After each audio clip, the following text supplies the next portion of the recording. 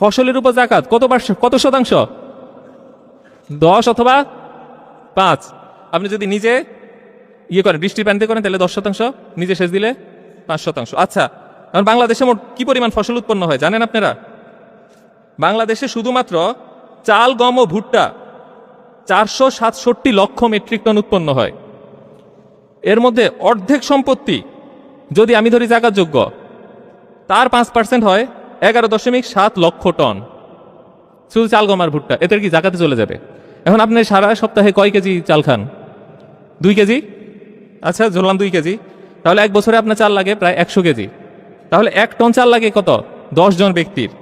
আর 11.7 লক্ষ টন চাল যাবে কত? 1.25 কোটি পূর্ণবয়স্ক মানুষ। ক্ষুধা বলে কিছু থাকবে? এইটাই তো ক্ষুধামুক্ত বিশ্বের সলিউশন। আচ্ছা, এটা শুধু চাল গেল। এবার আমরা কি কাপড়? বাংলাদেশের RMG এক্সপোর্ট কত জানেন? $42.6 বিলিয়ন। এর 10 ভাগের 1 ভাগ যদি আমি বলি ইনভেন্টরিতে বা গুদামজাত হয়, 10 ভাগের 1 ভাগ, তাহলেও আমরা দেখলাম 1215 কোটি টাকার জাকাত আসে। এখন একটা কাপড়ের দাম যদি 200 টাকা হয়, আমার 6 কোটি পিস কাপড় হয়, অর্থাৎ 2 কোটি মানুষকে 3টা কাপড় এক বছরে আমি দিতে পারবো। এই পরিমাণ জাকাত হয়তো বাংলাদেশের আছে। একটা মানুষকে পুরান জামা পরবে রাস্তায়? সুযোগ তো নাই।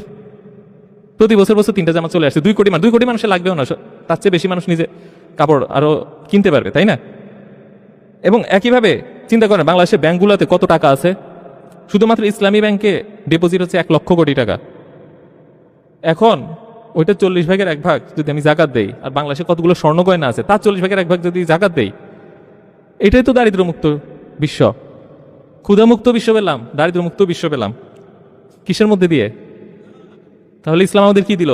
ব্যবসা বরকত, আয় রোজগার বৃদ্ধি, ব্যয় হ্রাস, এবং কি ব্যবসার মধ্যে দিয়ে হবে কি কর্মসংস্থান বৃদ্ধি, বেকারত্ব হ্রাস, এবং জাকাতের মধ্যে দিয়ে দারিদ্র হ্রাস, ক্ষুধামুক্ত বিশ্ব, আর সুদ বন্ধ করে বৈষম্যহীন সমাজ। This is positive thing.